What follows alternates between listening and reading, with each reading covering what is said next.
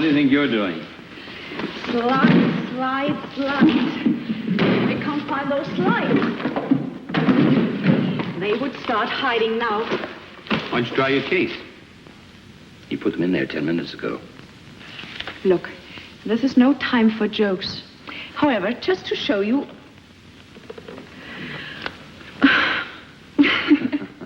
I'm sorry, Frank. It's the conference jitters. You sure you got your speech? Of course, idiot. It's coming on at the end that worries me. Nervous, huh? What do you think? I thought you did a lot of this sort of thing when you were in America. Yes, but this is the first time in Germany, remember? The weaker sex. By the way, this is as much your stuff as mine, Dr. Overton. We settled all that 2 weeks ago. Let's not go over it again. Oh, incidentally, Joan's coming tonight. Joan. No, don't tell me. Joan. My wife. I'm sorry. Frank. You're forgiven. Come on, the old man's waiting. Oh, I'm ready when you are. Can you imagine the girl says she's nervous? I shouldn't be surprised.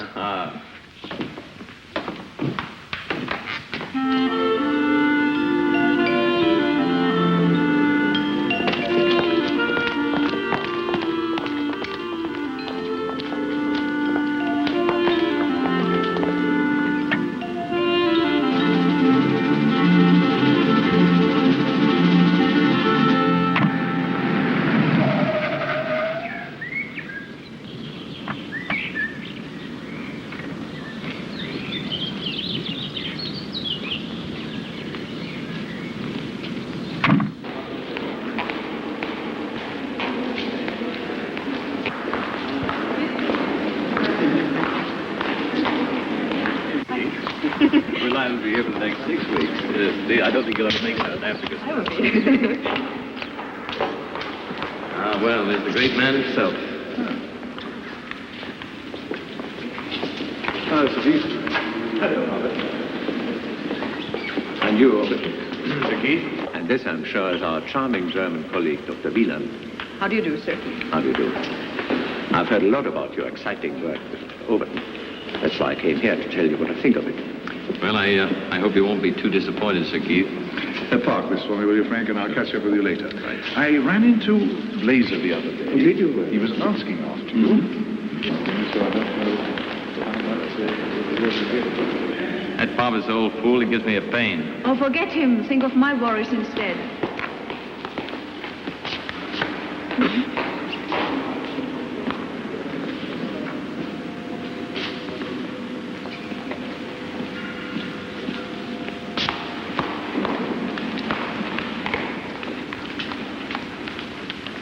Rats were placed in a cold environment and made to rebreathe their expired air in a closed vessel, so that the proportion of oxygen decreased and that of carbon dioxide increased. Right in front, was like. Naturally, the body temperature fell to minus 70 degrees centigrade. As you might well suppose, the overall effect of this... Join us at the same time next week for Joan Overton's next interesting talk on current fashion. Well, Joan, my love, if you think that's a fashion talk, you should be hung, drawn, and quartered. Why? What's wrong with it? What's wrong with it? Telling all those nice kids to buy a good suit that will last years and just ring the changes on the accessories. It's positively immoral. Hello? How long have you had this cheap old rag? 3 days? And how long do you intend to keep it? Well, it depends if my loving husband likes it or not. He hasn't seen it yet. I bet he won't like it. Why not? Grow up, baby. Or do I have to make you a drawing? Oh, that. Oh, well, he's used to that. He won't mind. What makes you think so? I used to. Ah. Do you really think I've overdone it? If it were anybody else, I'd say yes. But as it's you... Come on, I've got my page to look after and it's getting late. Oh, let's have one for the road. You can't have. You can't go to a scientific meeting smelling of drink. You're joking. It'll be over by the time I get there. With any luck. Then why the finery? Female competition. Ah, now you're moving into my country. And what does that mean? Helen Wieland, Helen Wieland. Who's she? a beautiful scientist. The plot thickens. Come. Well, she was called in by the World Health Service. And Frank was asked to help her. And man, does she need help. I don't see Frank these days. What the hell do they do? Believe it or not, they stick chimpanzees into a deep freeze for a few months and bring them out alive. Both the parent chimpanzees have been deep frozen and kept in the cold store at a temperature of minus 80 degrees centigrade for 3 months before they were mated. We've been carrying out very exhaustive tests. None of the experimental animals have suffered any damage to the brain or major nerve centers whatsoever.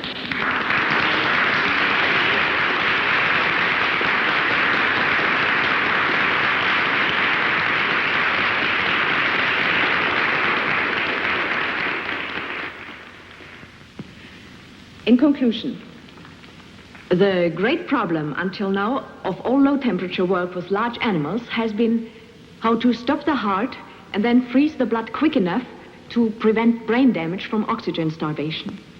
Happily, Dr. Frank Overton's thermal control panel has solved this difficulty. But now we find ourselves face to face with a very intriguing question. Where next? I'm afraid I shall have to ask Dr. Overton to deal with that part of the discussion. Thank you very much for your attention.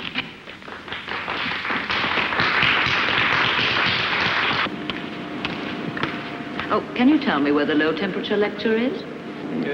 First floor. Thank you. Excuse me, madam. Do you have invitation? Invitation? My husband's Dr. Frank Overton. Is that any help? That'll be all right. Thank you. Okay, thank you. What's the maximum period of successful cold storage? Well, our maximum is 3 months. But in theory, that could be extended to 3 years, 30 years, 300 years, just as long as you like. It makes no difference. They'd still come back as good as new. It's very simple. For where life is suspended, time actually has no meaning at all. I should like to know if you foresee any possibility of extending your experiments to the human animal.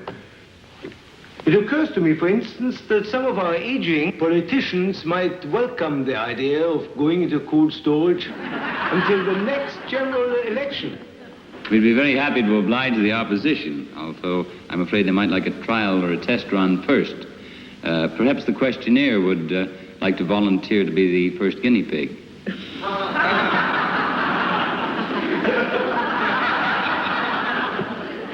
I must have notice of that question, but seriously, I take it that you are still a long way from human deep freeze. Oh, no, sir. You go ahead. I'll handle the brick bats. Well, the question is, are we still a long way from human deep freeze? The answer is no. We are right on the doorstep. Dr. Overton and I are convinced that we could take a suitable human being, freeze him, and revive him with all his faculties intact.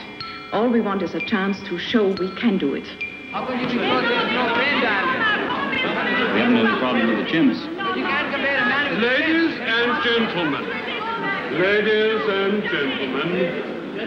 Ladies and gentlemen, I am sorry. But our time is up, and I'm afraid the fascinating subject of deep freezing the human animal must itself go into cold storage for the moment. It only remains for me to thank all our contributors for this very interesting symposium on hypothermia. Well, you haven't noticed it. Haven't noticed? How could I miss it, darling? You get your drink. I'll have a scotch. You mean a sherry? Oh, Frank, do come and help. My voice is giving out. Very nice to see you again. Goodbye.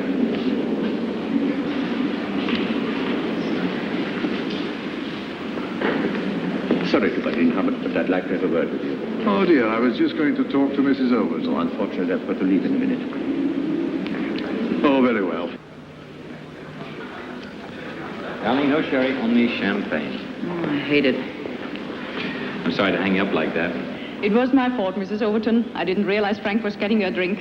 Do call me Joan. It's much friendlier in the circumstances. Oh, yes, I'd like to. I expect you know my name is Helen. Yes, I saw it in the program. I'm sorry I couldn't get here before. I'm sure your speech must have been fascinating. Darling, would you get me another? I think we ought to get something to eat. Oh, you poor darling, you must be starving. Why didn't you say so before? You must come and have a meal with us sometime, Helen. What do you mean sometime? No time like the present. Oh, you're very kind, and I'd love to, but the speech making has worn me out. I can hardly wait to get back home. Thank you very much. Are you sure you won't change your mind? No, not tonight. Goodbye. Goodbye. Oh, dear. That's too bad. I wish you'd join us. You know, I think your Helen's got something. Perhaps we should go home after all. I thought you wanted to show off your new outfit. Darling, I only wore it to please you. Let's go. I hope I've made myself clear.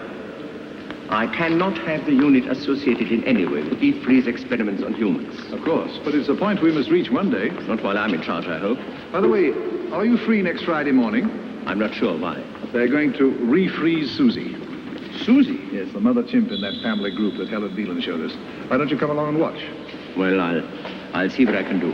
So long.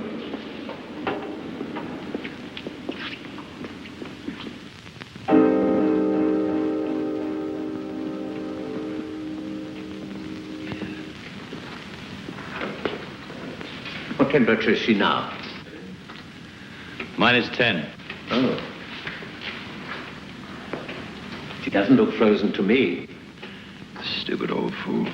And don't forget she's absorbed about a gallon of glycerol. That's why she hasn't iced up yet. Martin, did you put a new cylinder in? Yes, sir.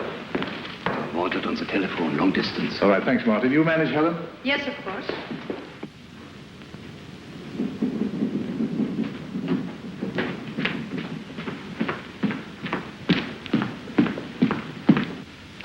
Now we are taking her right down to -80. Is that carbon dioxide? Yes, we freeze it around her. What's the point? Why not pack her in dry ice straight away? First thought, yes. But on second thoughts, no. You see, Sir Keith, the body surface would cool much quicker than the interior if we did that. Now, this way, all the body processes are arrested simultaneously. Then she'll stay sweet and sound until we wake her up. I see. Are you ready, Martin? Yes, sir. All right, let's go.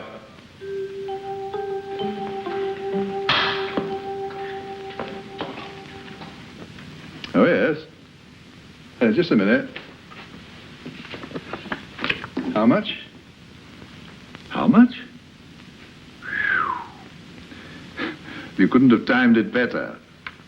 Oh, I better take that down. Hold it a minute, Frank. Well, there's your ice, Sir Keith. That's quick. It's just as well, because we are pretty tired at that stage.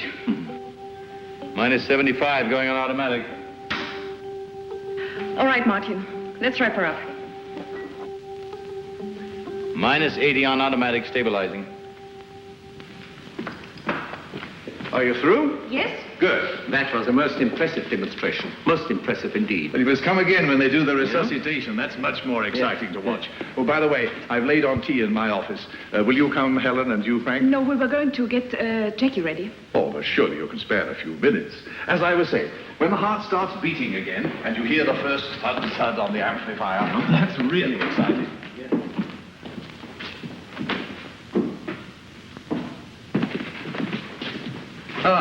As the tea doesn't seem to have turned up, while I read you a message I've just received by telephone, perhaps you'd like to drink a glass of champagne in honor of the winners of the Alexis Carrel Award.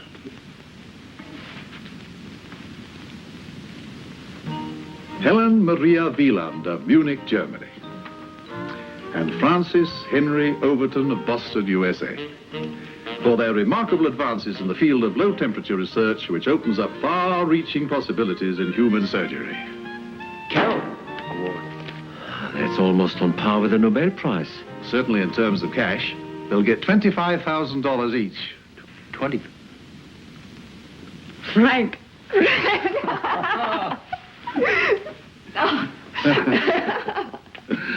Yes, $25,000, and you can spend it all on this if you like. Oh, I'm sorry. Would you have preferred tea?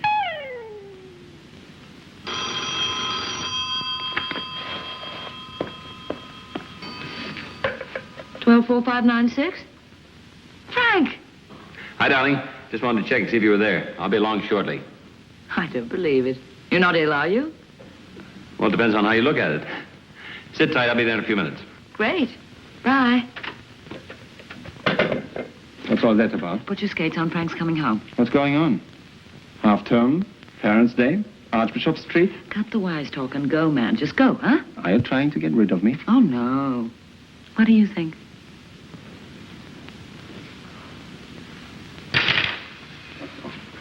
Oh, Joan is really excited. For the first time in her life, she can have anything, do anything she wants. It must be the champagne. I still can't take it in. Ah, here you are.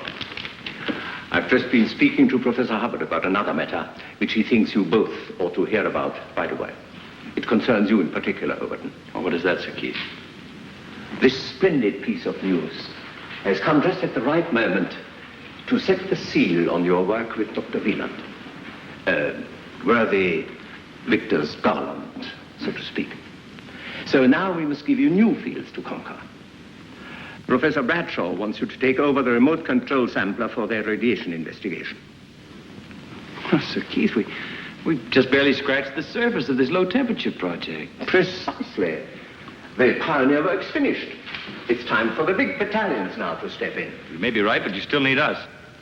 I've considered the possibility and decided that Dr. Wieland should carry on here. You mean you want to break us up now when we've just reached the final stage of our work? What exactly do the words final stage refer to, Dr. Wieland? The first human experiment, of course. I consider all this talk about a human deep freeze experiment extremely ill-advised and premature. The Alexis Carroll trustees don't seem to share your opinion, Sir Keith. No one hopes more fervently than I for the day when suffering humanity can be treated by your method and be cured. But it would be fatal to encourage false hopes, despite the enthusiasm of the current trustees. You don't think for 1 minute that we've been conducting these experiments for the welfare of a half a dozen monkeys, do you? The high policy of the executive is outside your terms of reference, Dr. Overton. Well, what the hell do you think we've been doing here? Don't want you around when Frank gets back, that's all. Why not? A little competition would do him a world of good. Look. He might stop thinking of you as simply another body for the deep freeze. What are you trying to do? Look in the mirror, my sweet. I'm trying to get a very attractive woman back into circulation. If a chimpanzee dies during an experiment, that's one thing. But a human life is quite different. I'm sorry, but the risk of failure is much too great. Sir Keith, the certainty of destruction by incurable disease is absolute. It is only by experiment and occasional failure we discover the knowledge and techniques that make for success. All we are asking for is to carry out these experiments in a calm and secure atmosphere. That is no part of my responsibility. It most certainly is. And until you give your word, the millions of people throughout the world suffering from incurable diseases will have to face their fate as best they can. You know what my mother used to say? The years race by, but the magic lingers. That's how it is with us, Joan. You are wasting your time. Look, we had our little interlude. And it was over the day I met Frank. You knew that. Well, nothing has changed. It's Frank now and always. In my experience as a crime writer... Oh, clear off! You're reaching the point of no return. And it'll hurt you more than it'll hurt me.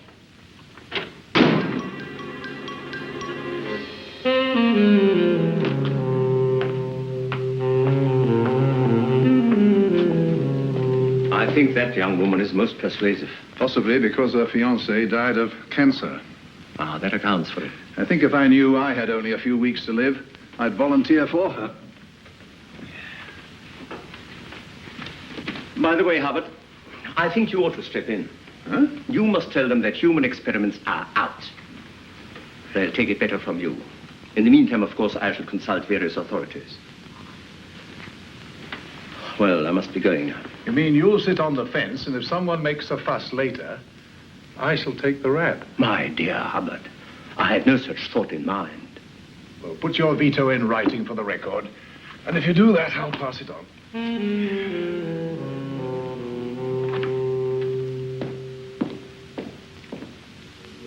8,000 or 9,000 pounds.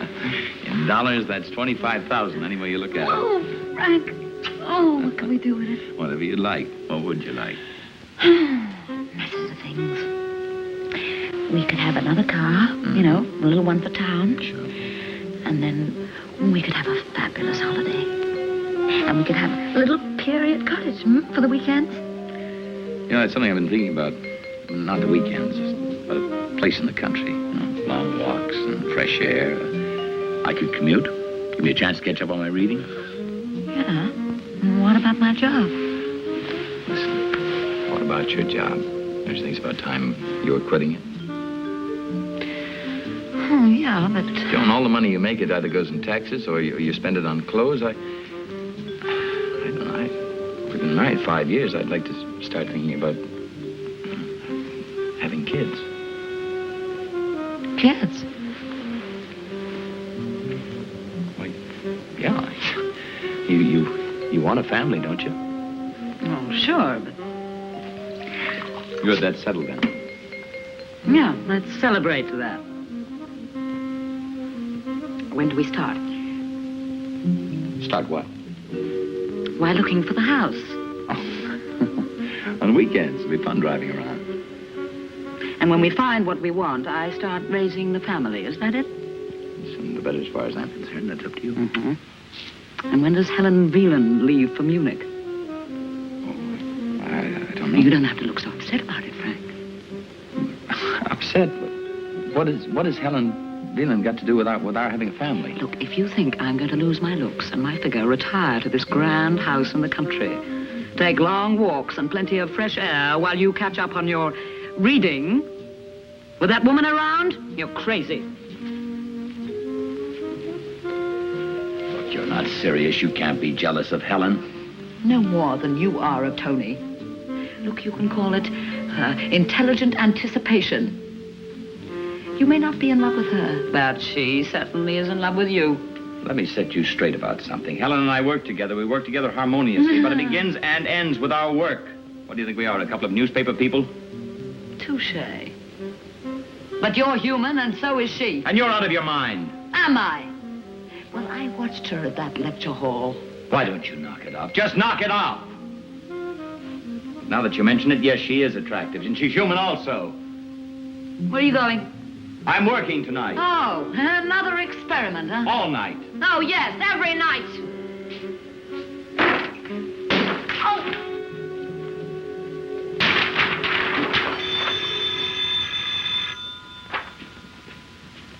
Hello. Tony. Was she thrilled? I guess you might say she was. She got a little steamed up. I'm not surprised. I got steamed up, too. Well, she got steamed up in a different way. She's annoyed because I can't take her to dinner tonight. Well, why shouldn't you? All you have to do is verify those figures, and then Martin and I can do the rest.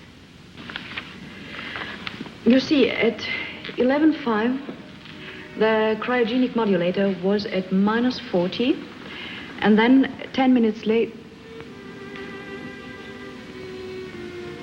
10 minutes later...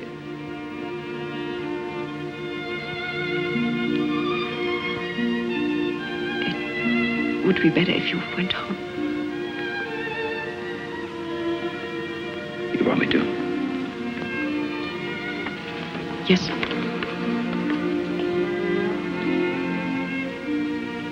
Right now. I'll call her up.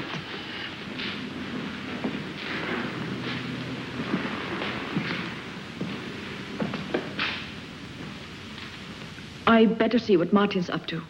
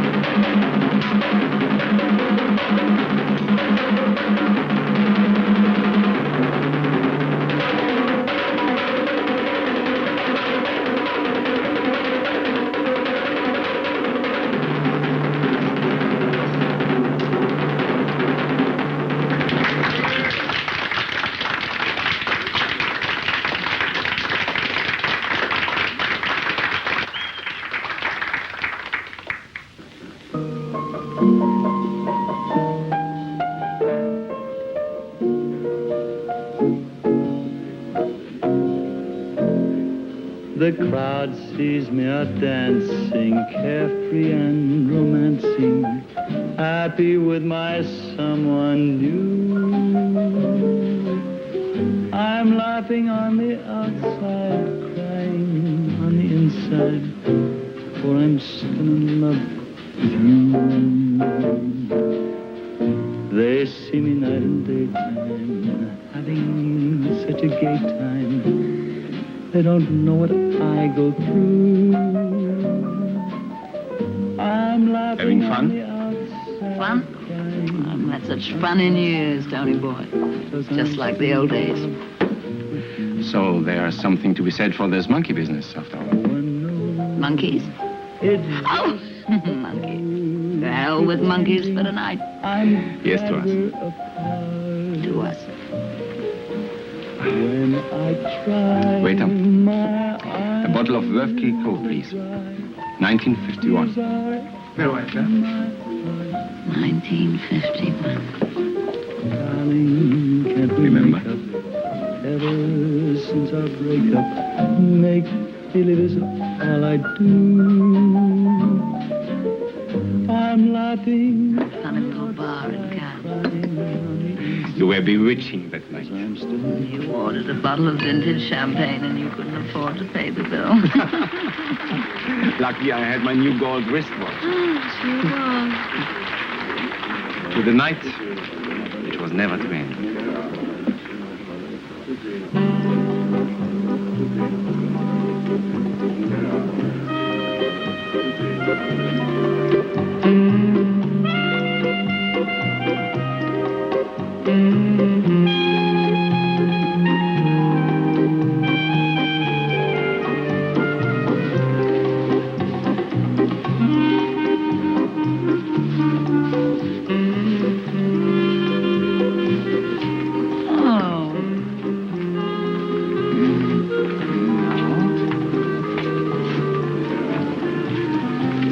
Excuse me, Mr. Stein, you wanted on the telephone, please. Oh, hell. Sorry, darling. Don't be too long, because I haven't got a gold wristwatch.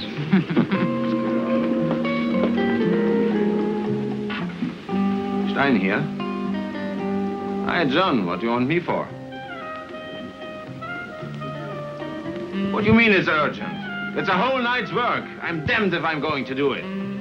All right, you get JB to the phone. I'll tell him myself.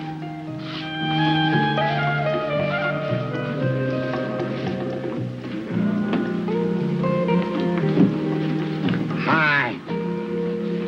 To the queen of the jungle. Hi, elephant boy. Tanzolunke Shanyam. Wollen wir tanzen?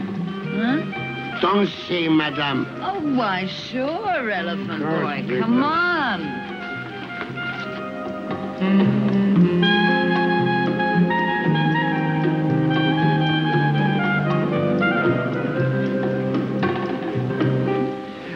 But look here, JB. Surely the paper doesn't own me body and soul. It's damned unfair. All right. But it's the last time.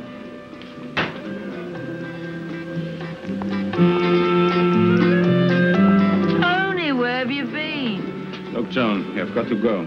Oh, but I was just beginning to enjoy myself. I've got to write an article for tomorrow's copy. Put it on the stage, Charlie. Come on. Oh, but it's early. What time is it?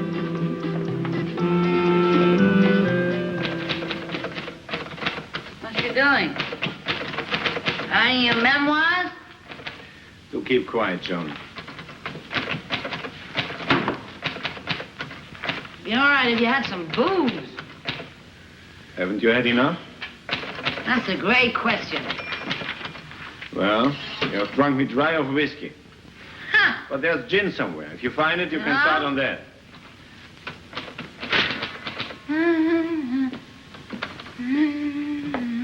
But don't blame me for your head in the morning. It's empty. That's empty.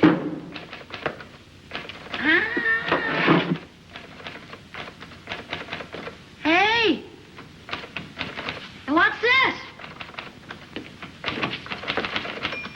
Huh? Put that thing down. Which thing? The gun. And always remember the old saying. Never, not even in fun, point the gun at anyone. It's a damn stupid thing to do. All right, don't blow your top. What you keep it for, anyway? It's a souvenir I got of a little crook. I whitewashed him in a very dirty story. Tony, listen.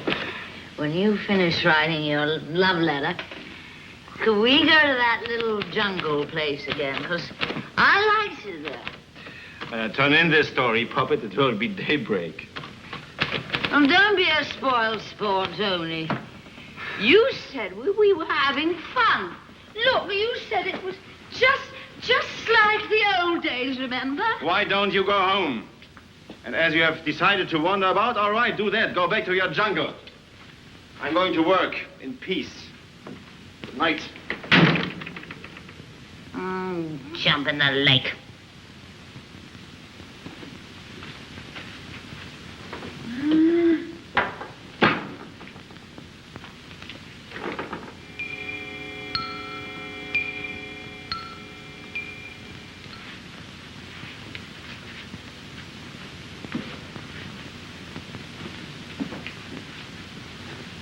Good night!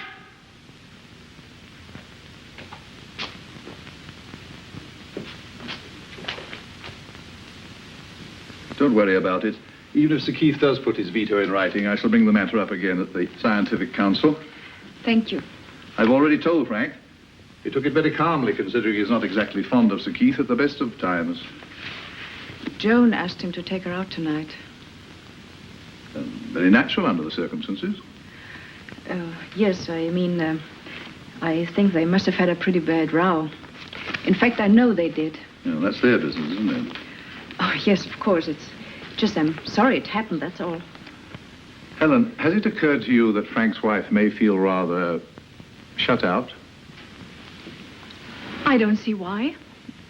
Ours has just been a happy working relationship. I know. But it's not always easy to keep it that way. Good night. I certainly asked for it, but I'm sorry you had to say it. It was necessary. You see, I've been very careful. Mm-hmm. Huh? There you are. I suppose I'm the last person you want to see. Well, the same goes for me. I've got something to tell you. Most important, Martin, would you tell Dr. Overton his wife is here? Huh. Come on, I don't want to see him. No. I want to see her. As a matter of fact, you can go too.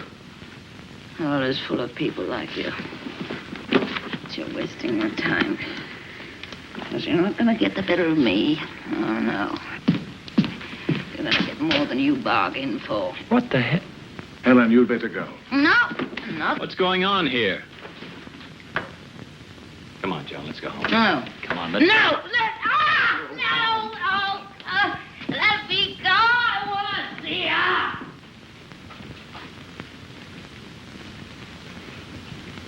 Poor Frank. Ring him up when I've gone. Tell him not to worry about it. Nobody will ever refer to it again. Do you hear, Helen? Yes, I'll do that. What a queer sort of day it's been. What you have to put up with when you leave me, they'll say, what a bitch. Surprised it lasted that long. That'll suit your book, won't it? Why didn't you say something? What the hell do you want me to say? Look, why don't you get your clothes off and get into bed? Talk about this thing in the morning. I want to talk now. You're in no condition to talk about anything now. I wish I was dead. Oh, that's a bright, drunken speech. Hello. Helen, good of you to call. Yes, Yeah, it's all right now.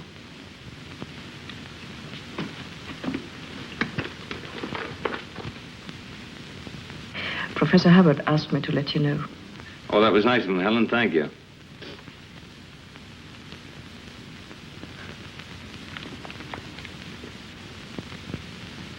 Well, I'm not worried. It's just that... Thank God he didn't see this. Hold on, will you?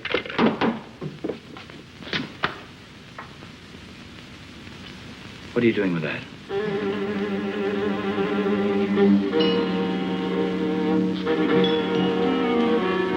Give me the gun. No. Give me the gun, Joe.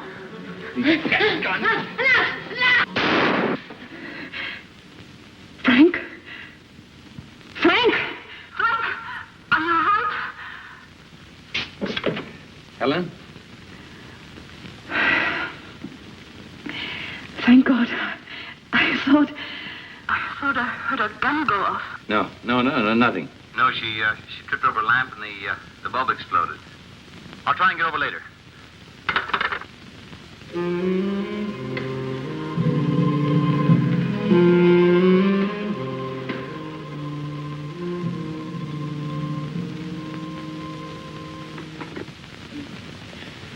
It was terrible. I thought I'd killed you. That wasn't very bright of me, but I thought you were going to do something stupid. I only tried to hide it. I didn't want you to see it. Where'd you get the gun, John? Tony's. I took it. They didn't know. How long have you had it? Tonight I went round to his place after we had our quarrel. You mean you had this thing when you came to the lab tonight? But I only meant to frighten her. It was mad. I was all mixed up. It just must have been the scotch. You brought this thing along to frighten Helen? Look, I swear to you, I didn't take it out of the bag. She didn't see, honestly. Didn't you know the gun was loaded? Don't look at me like that. Answer me, did you know it was loaded? Tony said it was empty. It wasn't his fault, Frank. Let me give it to him back. Please, Frank, breathe! You've got to believe me. I swear to you, I didn't know it was loaded. Frank, I was so unhappy.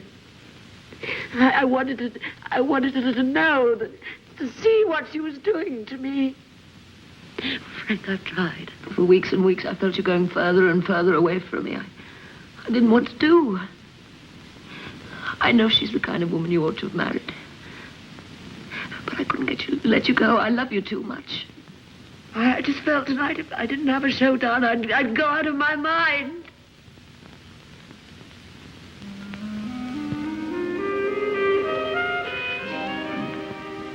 I'm probably more to blame than you are. You stop worrying about Helen. I'm being transferred next week.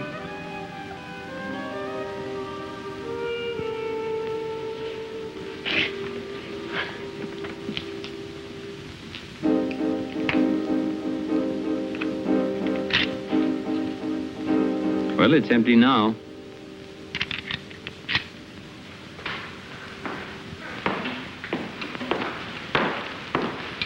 Are you ready to start now, Dr. Wieland? Yes, but Dr. Overton said he'd ring, so let's give him a few more minutes. By the way, is there any more coffee? What? Again? Yes, again. I'm an addict. Coffee.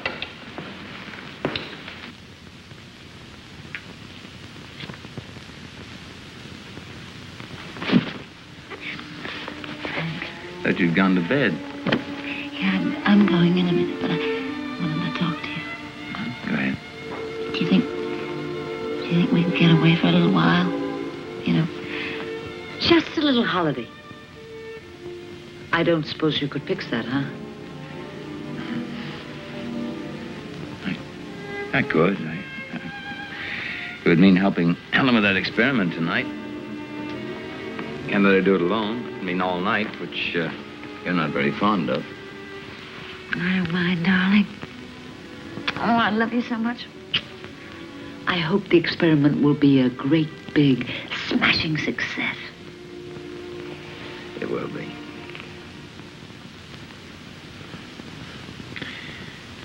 It better be.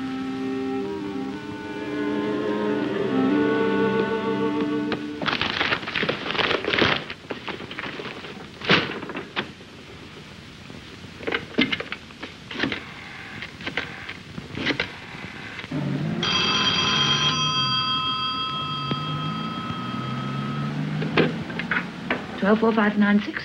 John, Tony. what have you done with my gun? Oh, well, I was going to play a silly joke, and unfortunately it misfired. Misfire?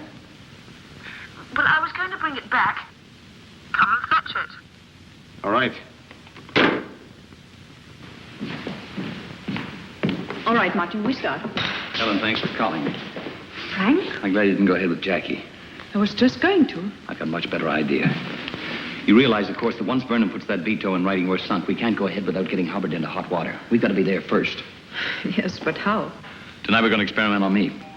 Don't look so shocked. I don't know why I didn't think of this thing sooner. I'm perfect for the experiment. Right weight, everything. Believe me, it'll go like clockwork, you'll see. Oh, you have ratio figures for the human experiment. All we have to do is add an extra liter of glycerol. No. It's too much of a risk. What do you mean too much of a risk? There is no risk. We've been saying there's no risk. I know, but it's different when you're faced with it. I mean, we could be wrong. Will the human heart stand it? And what about brain damage from oxygen starvation? And what about your wife? I'm doing this for Joan, too. No, Frank. No, I won't do it. I can't. Not with you. I'd be too scared of something going wrong. Unless, of course, that's what you want. You're out on them yourself.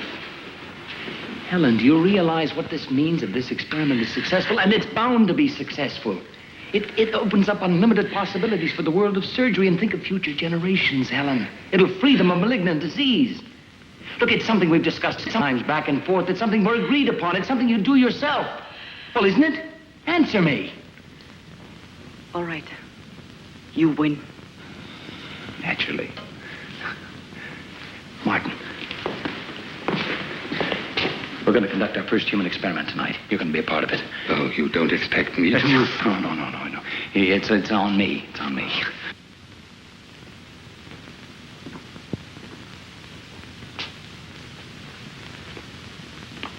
Joan, are you going to be long?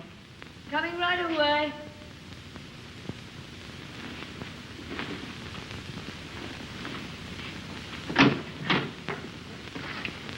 You had better. You owe me an explanation. What does this mean? Oh, I haven't seen that. Well, it just went off. Come, don't worry. Have a drink.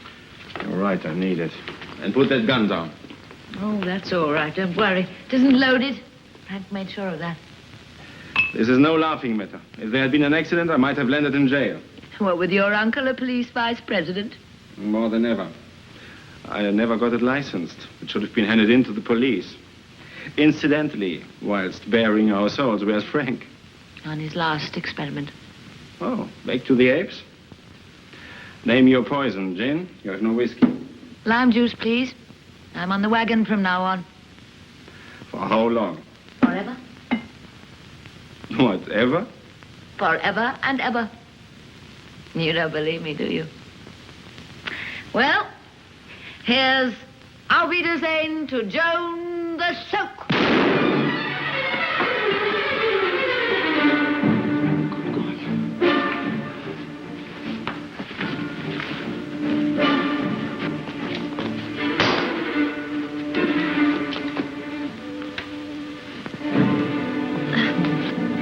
Don't move.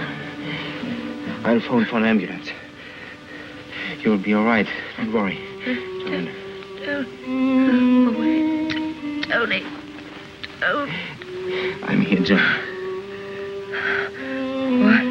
Why did Frank say it was empty? Why? It's an automatic. So, when he thought it was empty, the last bullet was in the muzzle. I should have checked it. Oh, my fault. What do you mean? Frank. No. Oh, you mean Frank doesn't know it was my gun?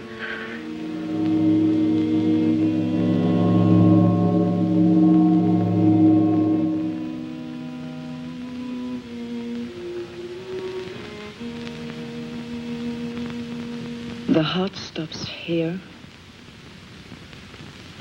and the blood freezes here at -1. And this is where every second is going to count. We have got to close this gap faster than we've ever done it before. Must have a bigger safety margin. Because of the sprain? Yes. This is where there's a risk of damage if we're unlucky. You better hurry up, Helen. I'm going to fall asleep on you. I'm coming, Frank.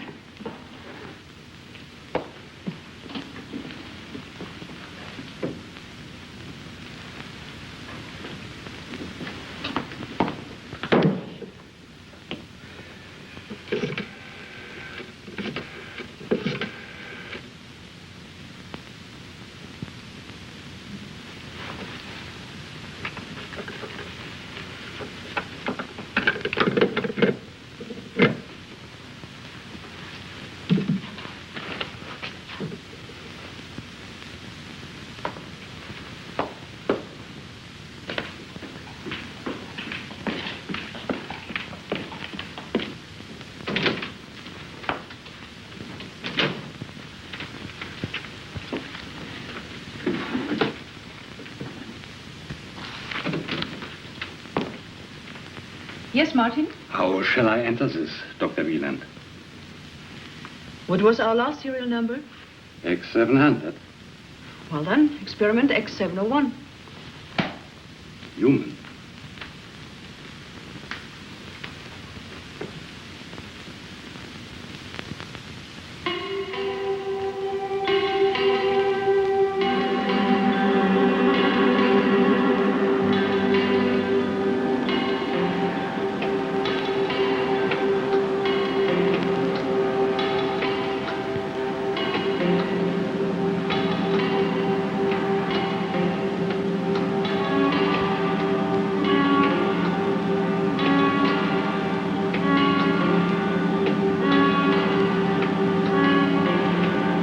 Zero.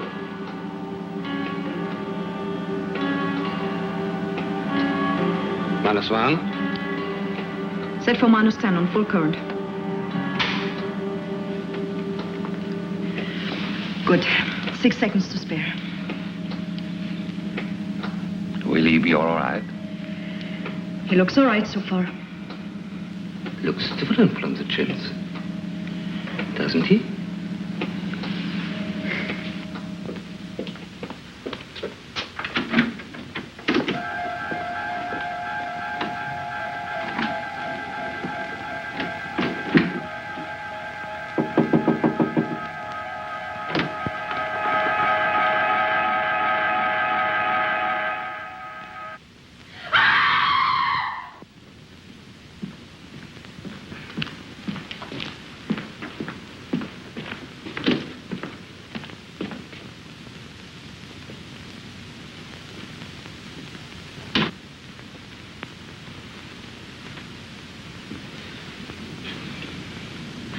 Don't I'm get up. sorry.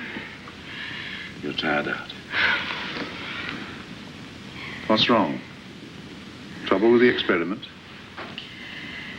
I hope not. You see, it isn't Jackie. Frank came back last night. He insisted Frank?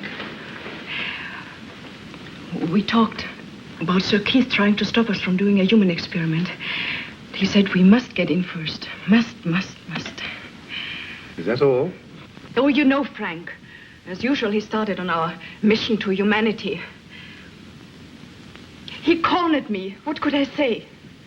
So Frank offered himself as a guinea pig, and you accepted him. Because of his wife?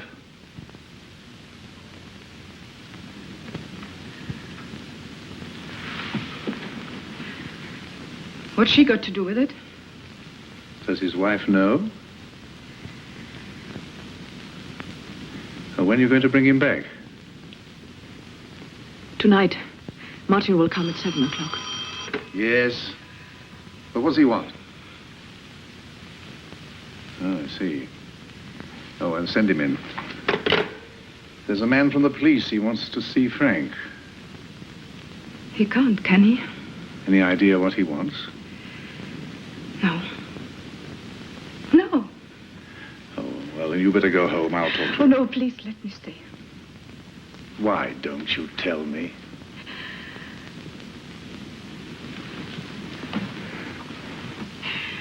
Afterwards, perhaps.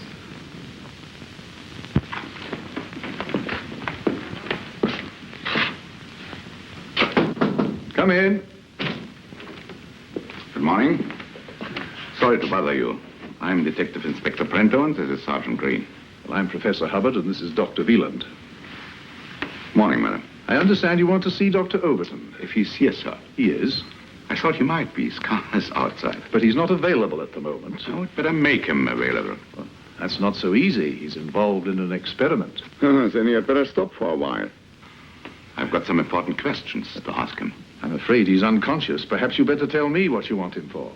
At this stage, that's none of your business, sir. Then you better make it my business, Inspector.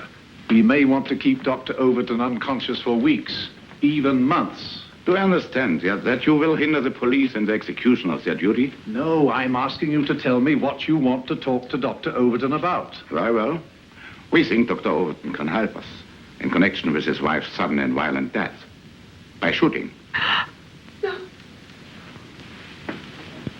Perhaps Dr. Wieland could be more helpful. One moment, Inspector. This lady is a member of an international organization. Shouldn't you warn her that she doesn't have to answer your questions at this stage? Yes, of course.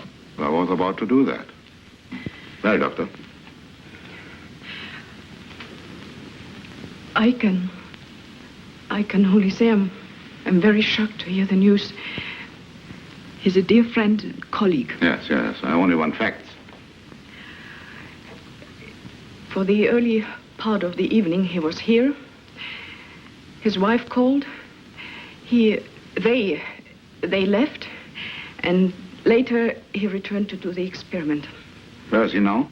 I'll answer that, Helen. At the moment, Dr. Overton is in the next room in a glass case surrounded by solidified gas at about minus 40 degrees centigrade. And as you might expect, his life processes are suspended. A man's either alive or dead, sir. I mean what I say. Suspended. Alive? Alive. I suppose he can be revived. Well, this is an experiment. Can I see that case? Yes, you can see it.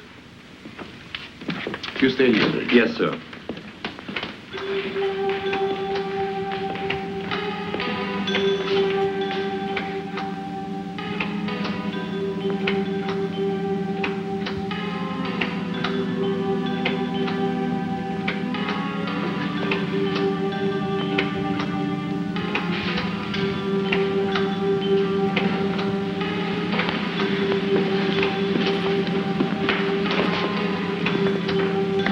Are you prepared to swear he's inside?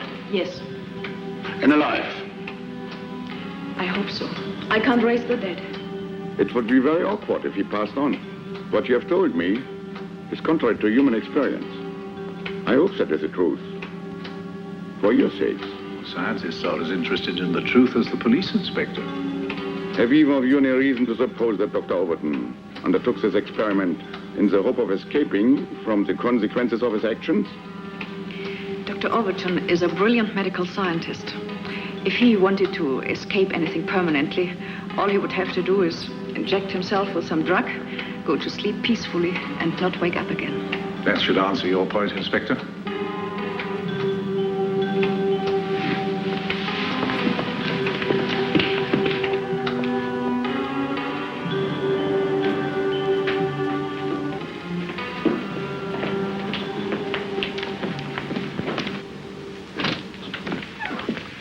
I want Dr. Overton revived as soon as possible. I'll think about it, Inspector. Dr. Wieland has been working intensely for over 24 hours, and there are many other considerations which don't concern you. I'll let you have my decision later in the day. You are probably very wise, Professor. The human mind plays funny tricks when suffering from lack of sleep. Sergeant, I want you to stay in the laboratory until I send her leave. Sir.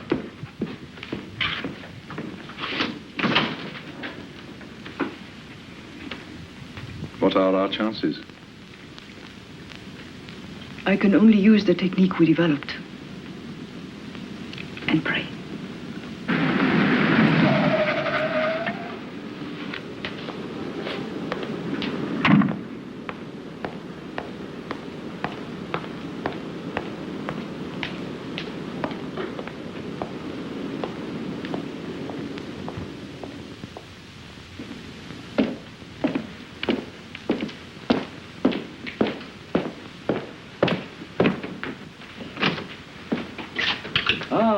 So your secretary did manage to get hold of you. Yes, he did indeed. I've been traveling the whole day. I thought you wouldn't want to miss the fun. I'm certainly relieved to see that the whole place isn't swarming with reporters. No, because we've persuaded the police to let us finish the resuscitation in peace. In peace? But don't you realize the full implications of this business? We don't know the facts yet. The facts are obvious. Overton shot his wife, returned to the laboratory, and with Fräulein Wieland's willing connivance embarked upon this experiment, either as a red herring or a wild act of penance. The police haven't ruled out suicide. Merely because the wound could have been self-inflicted. But how could a dying woman dispose of a weapon? And why on earth should she? So the gun wasn't found? If the experiment fails, as I've no doubt it will, and Overton escapes justice, the whole affair will become a public scandal. We shall all be involved. Fräulein Wieland will no doubt be charged with being an accessory after the fact. Your control of your staff will be severely criticized. Not to say anything about my own authority.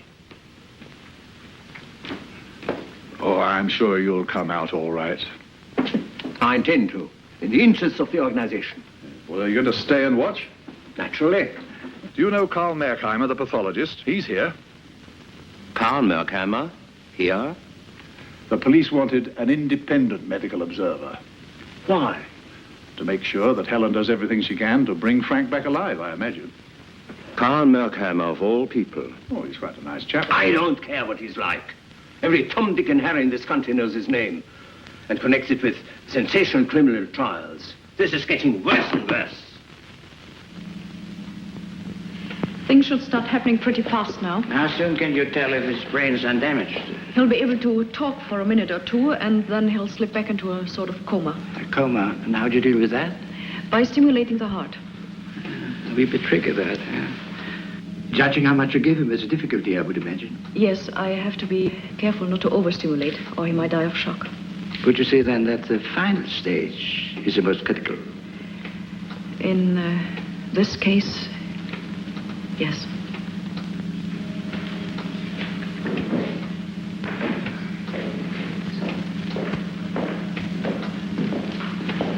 This is Dr. Merkheimer. Sir Keith Vernon. Oh, how do you do? What are these for? Emergency use. If he looks like passing out? No, in case one of your lot comes over queer. Martin, are you ready? Coming, Doctor? They will soon be opening up the coffin. Stick by the door and keep it quiet. Can't I watch, sir? That keen, aren't you? Only scientifically minded, sir. Sorry. We have a full house already. On the door, Green. -1 standard pressure. -1 standard pressure. Thermomodulator cut 50. Thermomodulator cut 50. 0. 0. Switch on heart amplifier. Switch on heart amplifier.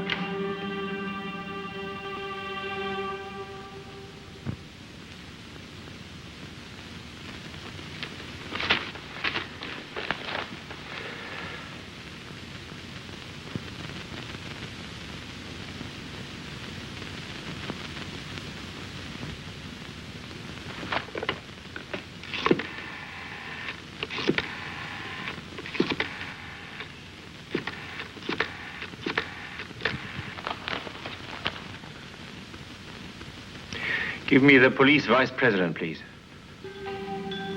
18. 18. 19. 19.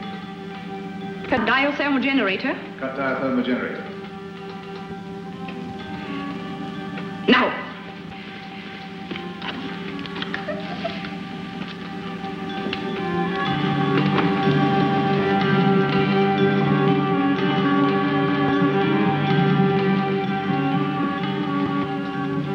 Skin texture has returned already. We can help him on with some artificial respiration. The amplifier. Yes. We'll start 600 cc and give him a pulse rate when you get one.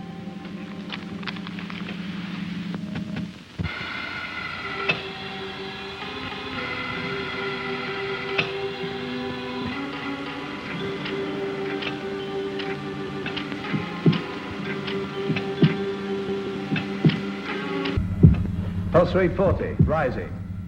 48, 52, heart fibrillation, becoming even. He's on the verge of consciousness now. We should know in a few moments whether he's normal. When I put him under, I asked him to stop counting at 12. If his brain is undamaged, it should pick up his last memory pattern, and he'll go on counting where he left off.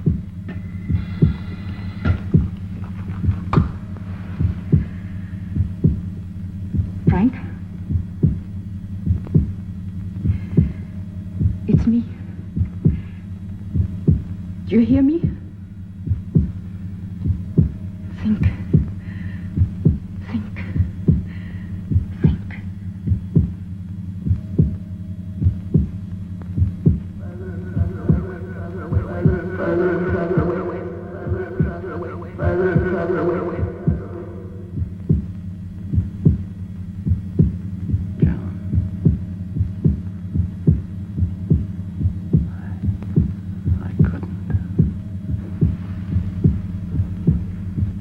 I didn't mean to.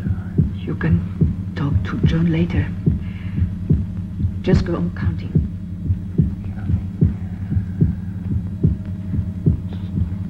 12, 13, 14, 15. It was wonderful, Frank.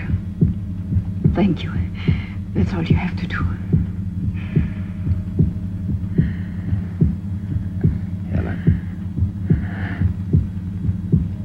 So you recognize me? That's a mercy. Why? Didn't you want me to?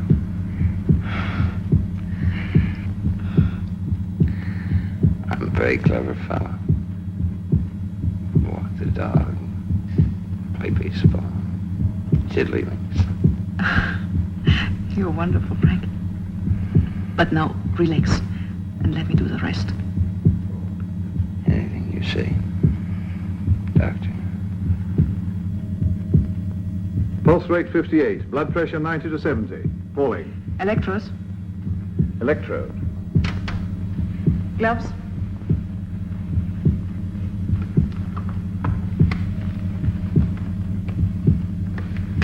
Electros. We'll start at 250, time check every 30 seconds. Start at 250. Time check every 30 seconds.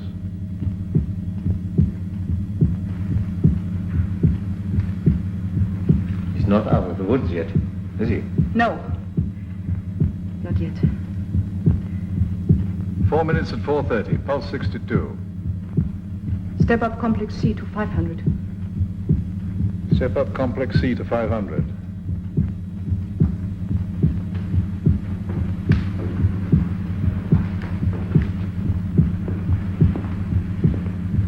It's an open and shut case of murder.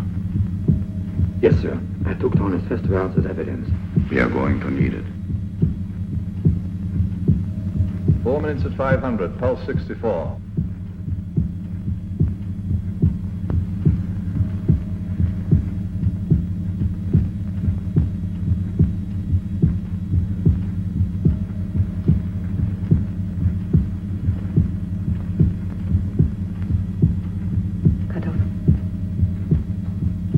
Repeat instructions. Cut off. The amplifier. No, the heat. And the heat?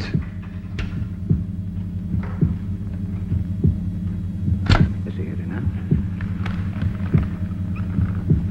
Yes, I'm not prepared to risk any more injection.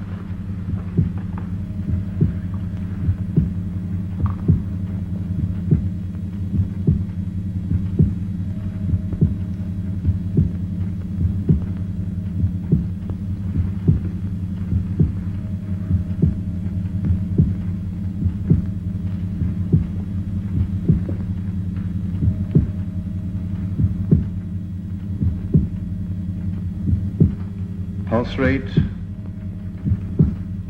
56.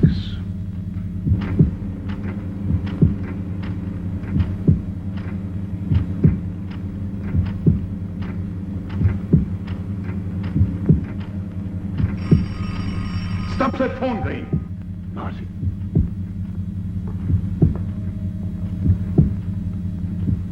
I didn't get it, sir. Don't do that, sir. He'll think it's me. Who is it? Der Polizeivizepräsident. Hello? Yes, thanks, I will. Pulse? 36. What's happening? No response to injection. Blood pressure still falling. What the devil's gone wrong? Why don't you inject into the heart? Sir Keith. Police Vice President wants you, Inspector. Dr. Overton's wife shot herself accidentally. A witness has come forward.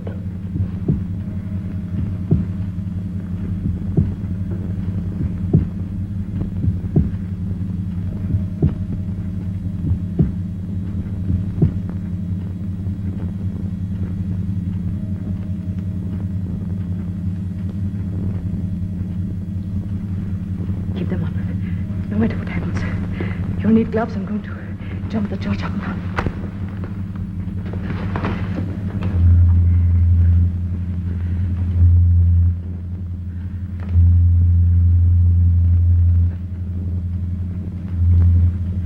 Contacts scorching. Contacts scorching.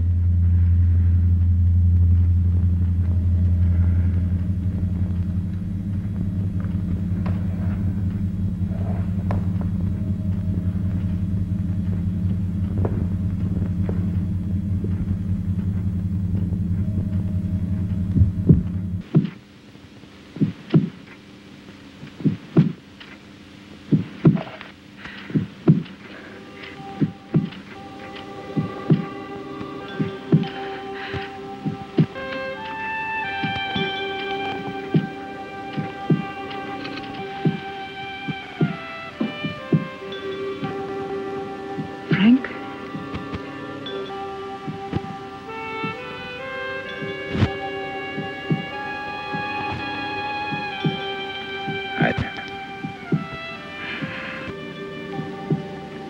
For a minute, I thought I'd lost you.